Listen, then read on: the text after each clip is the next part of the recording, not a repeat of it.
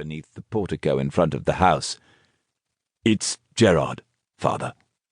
"Ah," said Durham, slumping once more into his pillows.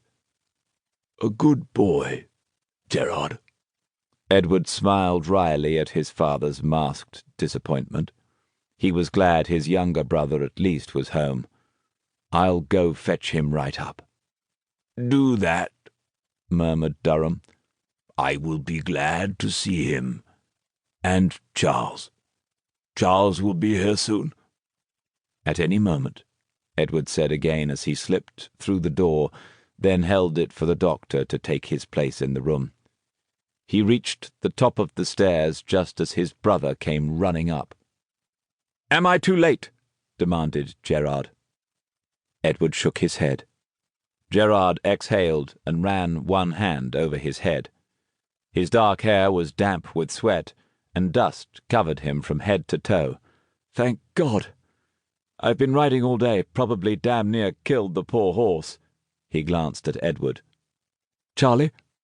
"No sign of him, as usual," muttered Edward as they walked down the hall. "Father's been calling for him for 2 days now." "Well, some things never change." Gerard sighed and pulled loose a few buttons of his coat. "I should wash." Edward nodded. "I had all the rooms prepared, but Gerard—" "Hurry." His brother paused on the threshold of his bedchamber. "He's really dying, then?" It did seem incredible, even to Edward. Durham had been a vital person, every bit as robust and daring as his sons. Since the death of the Duchess over 20 years ago, the household had been a preserve of male pursuits, and no one pursued them harder than Durham himself. Edward was almost 18 before any of the brothers could outshoot their father, and they outrode him only when the doctor flatly ordered his Grace out of the saddle at the age of 70 after a bad fall injured his back. But now Durham was 80. He was an old man, and had been dying for the better part of a year. Gerard just hadn't seen the decline. "Yes, he's really dying," he said in answer to his brother's question. "I would be surprised if he lasts the night." When his younger brother slipped into the sick room a few minutes later, Edward had already returned to his post by the window. Durham had told him to wait there to announce Charlie the moment he arrived. He wondered what his father wanted so desperately to tell Charlie.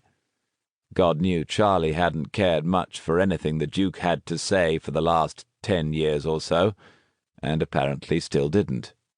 But whatever final words Durham had for his heir, they were obviously of tremendous importance. When the Duke heard the creak of the door at Gerard's entrance, he lurched up again and cried out, "Charles?" "No, father. 'Tis Gerard." Not a trace of offence or upset marred Gerard's soft tone. He crossed to the bed and took his father's hand. "Edward wrote me some nonsense that you were ill," he said. "I came to thrash some sense into him." "But why did you not bring Charles?" whispered the Duke in anguish. "Oh, lads, I have to tell Charles. Ask his forgiveness."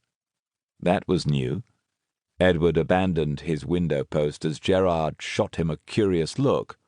"Forgiveness, father?"